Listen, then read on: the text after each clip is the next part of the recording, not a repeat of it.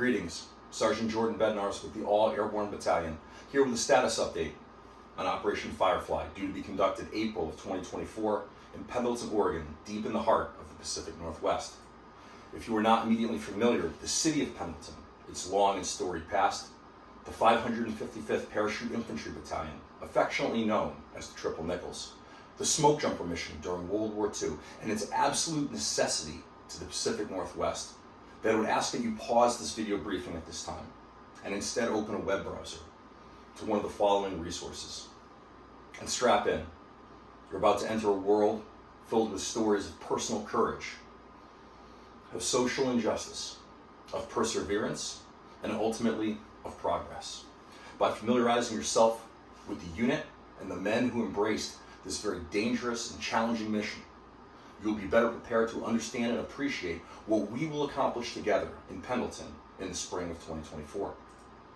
If you're in receipt of this brief, you most likely fall into one of these brackets. You may be a veteran jumper on any number of American and European jump teams that will be traveling to Pendleton to pay homage to these pioneers of the parachute. You may be a leader on one of these jump teams that would like to formally extend support. All Airborne Battalion is prepared to plan, manifest, and execute this mission alone. However, we know that together we can develop a better awareness for the 555 and continue their legacy in the proper manner. Extra parachutes, key leaders to include jump masters, most importantly your members and your team colors. Flying in solidarity with the original colors of the Triple Nickel at Pendleton. You may be a potential sponsor, local or nationwide. Any contribution, no matter how small, is going to help us achieve this mission. Extremely important is the media. You can amplify the awareness of the Triple Nickles and continue that legacy on a scale that we can never hope to. You may belong to a civic or military organization around the Pendleton area, police department, fire department, EMS, several National Guard units. Many of your key leaders have already been briefed and are in the know on this. However, it's our commander's hope and vision that the trickle-down effect of everyone having access to this brief will allow you to better contribute to this mission. Finally, the Pendleton community. By learning this history and reliving it together, we will be best prepared to carry the awareness of the Triple Nickles throughout the world, wherever we go. And this is something every Pendletonian should be proud of. The areas covered in this operation are going to sound very military in nature. This presentation is geared primarily towards our jumpers, the jump teams, and the military organizations that are going to be supporting us on this. However, if you are a civilian and you're somewhat lost in the lingo or jargon, hang in there, because there's a role for everyone in this mission. Scope of the operation is going to be covered. Organizational structure. We have a lot to accomplish in a very small amount of time out there.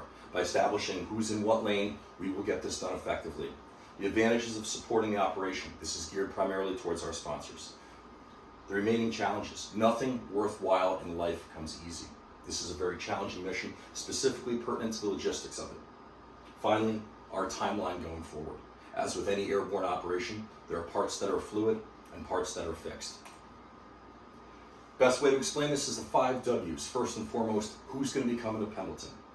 It's going to be a compilation of airborne qualified veterans from all the branches. There's going to be active duty, National Guard, Reserve.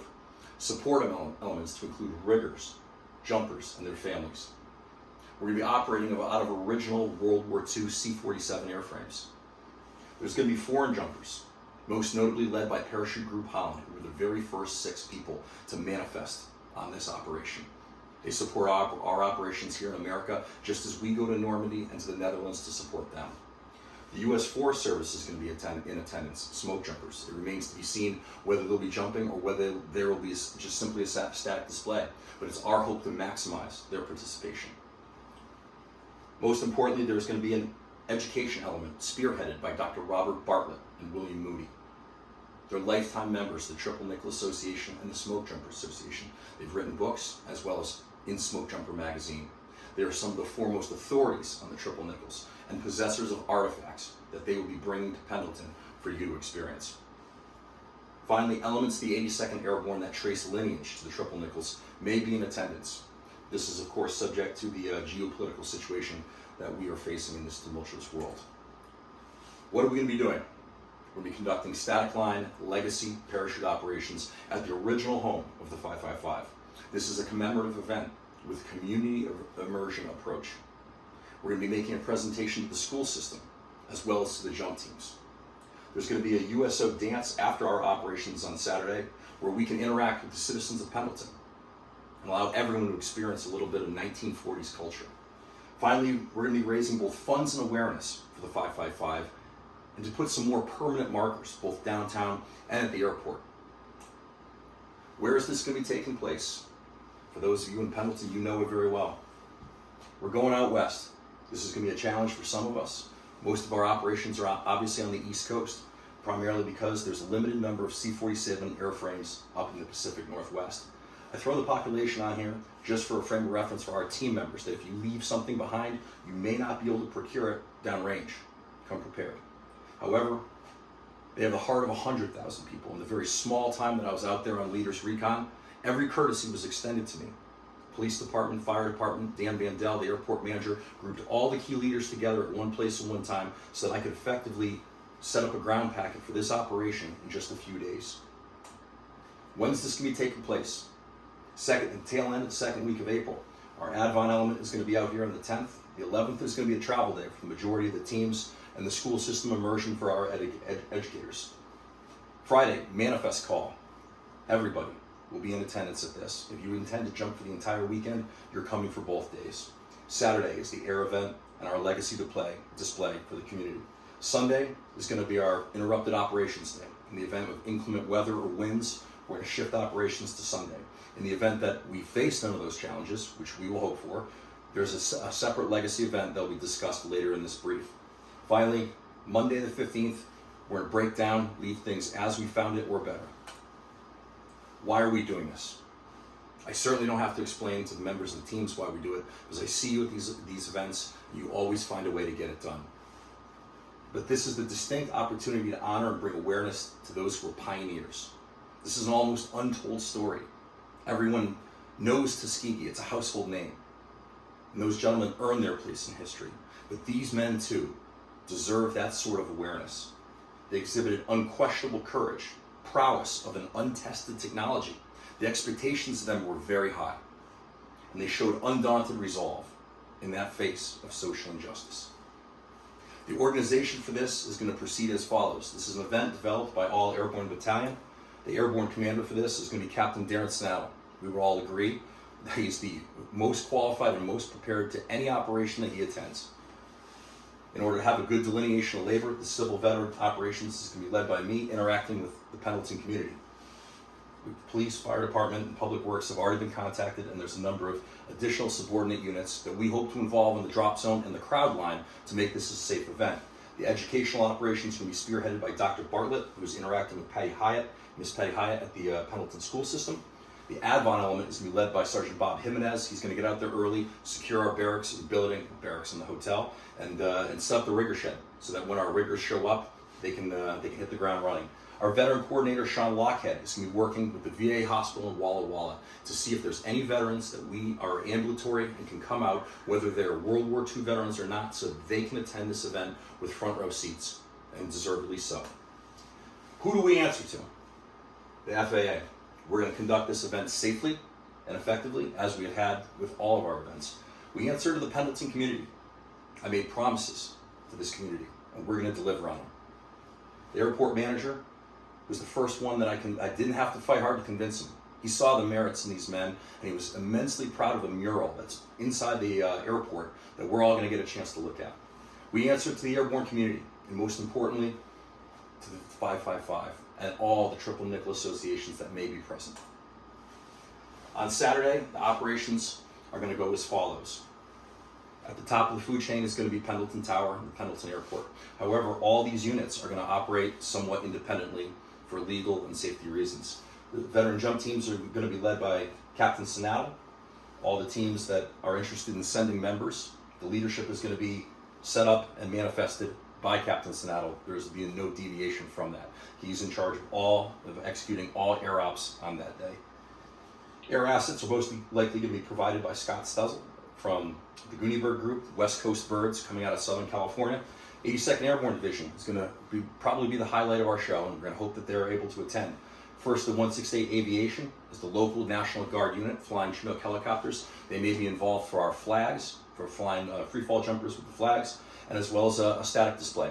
They are the host unit that would be barracks and billeted for the 82nd, and we're deeply appreciative of their involvement. The U.S. Forest Service will most likely be on static, and we hope for even more from them. The educational element will also be set up on the airport on Saturday. Logistics.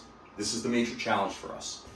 We're going pretty far because of the connections and the flights involved, and then the 3-hour drive or 4-hour drive, depending on where you're coming from. This is almost as challenging as getting to as Normandy.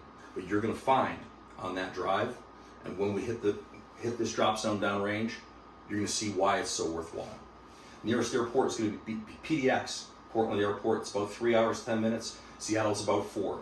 You could come from Boise as well, but I don't think there's going to be as great of an availability of flights. Both of these first 2 airports have overnight flights going back. If you are in a time crunch situation, families work, and you need to pop smoke after Saturday or Sunday, there is the possibility of nighttime flights. However, we do not recommend it based on the chance of interrupted operations.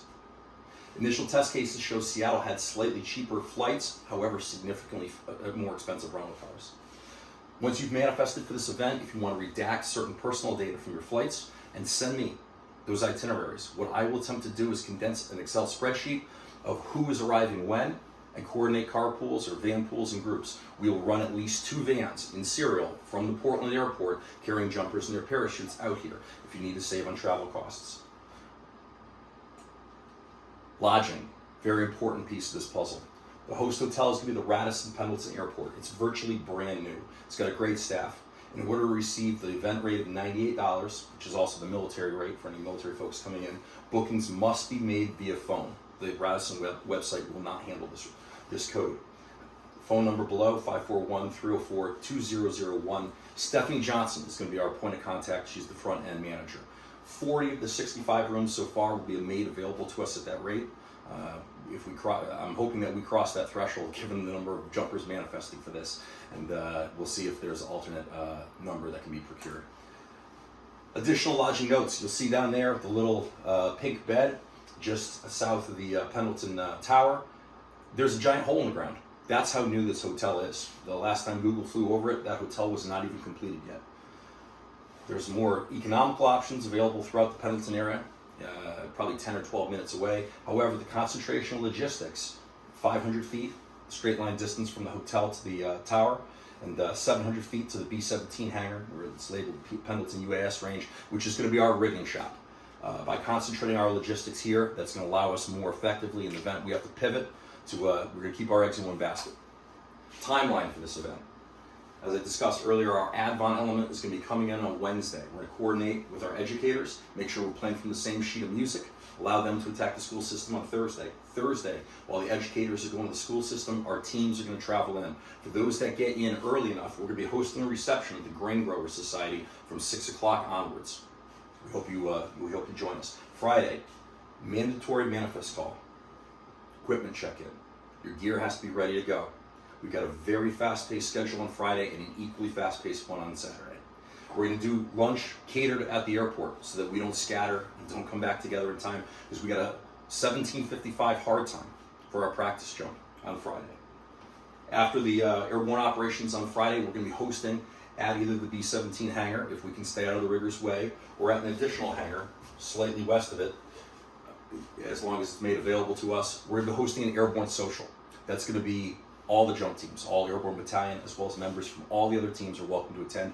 And if the 82nd guys are not doing a JAT, where they're coming in that morning, if they're already in town, which remains to be determined, we're certainly going to invite them to attend as well. This is an opportunity for us to exchange ideas and ultimately to carry on the airborne legacy. After 1 hour of the airborne social, Dr. Bartlett is going to be presenting to us. I've asked him to prepare 2 presentations, one geared towards the kids and at that level of maturity, and one that's geared towards soldiers with the language and content as such that will shock you, and rightfully so. That was the intent. Additional timeline, Saturday, the big day. We're going to be at the airport ready to go 07, start rigging up. By the time this commencement ceremony begins at around 09:15, 80% of you jumpers are already going to be rigged up and ready to go.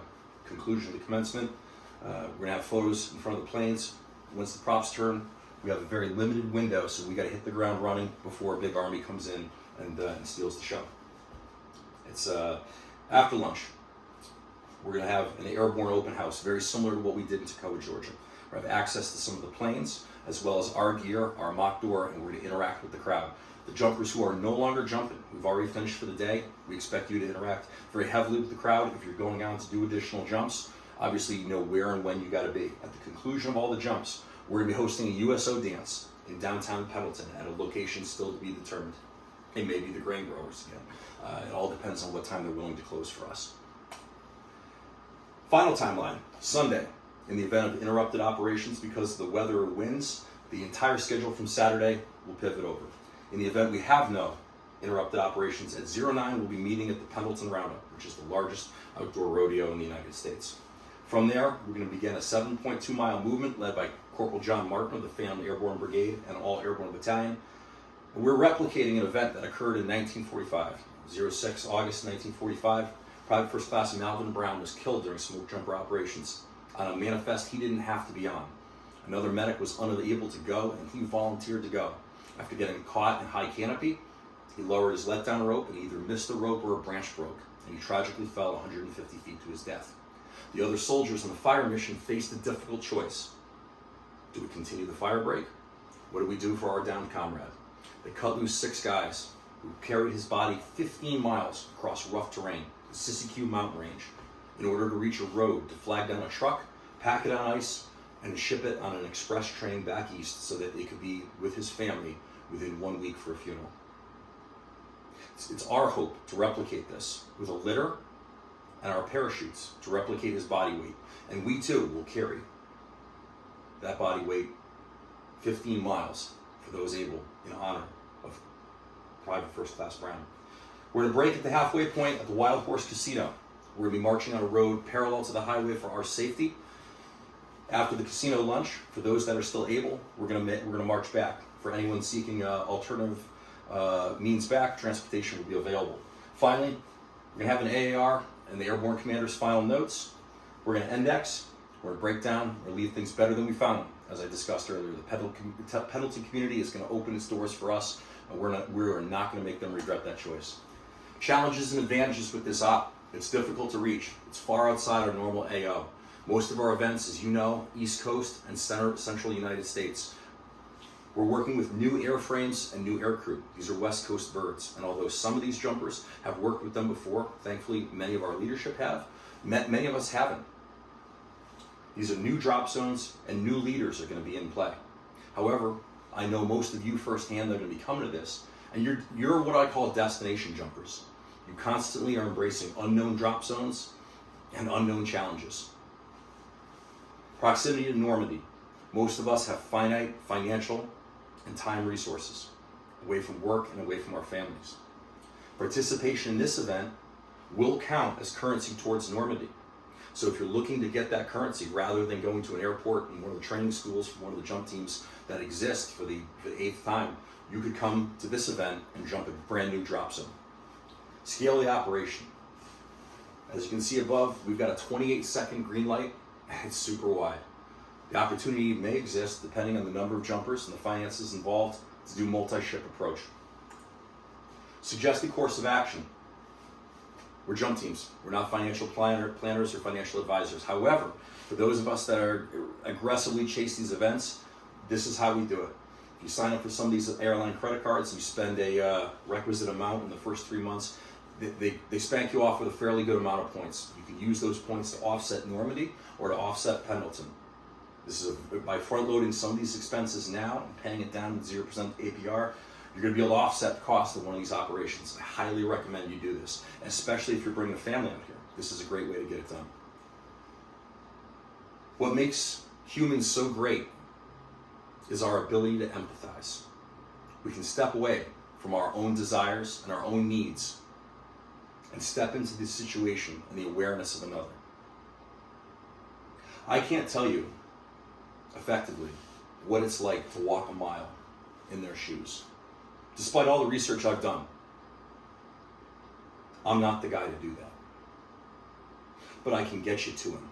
He's going to be in Pendleton for this event.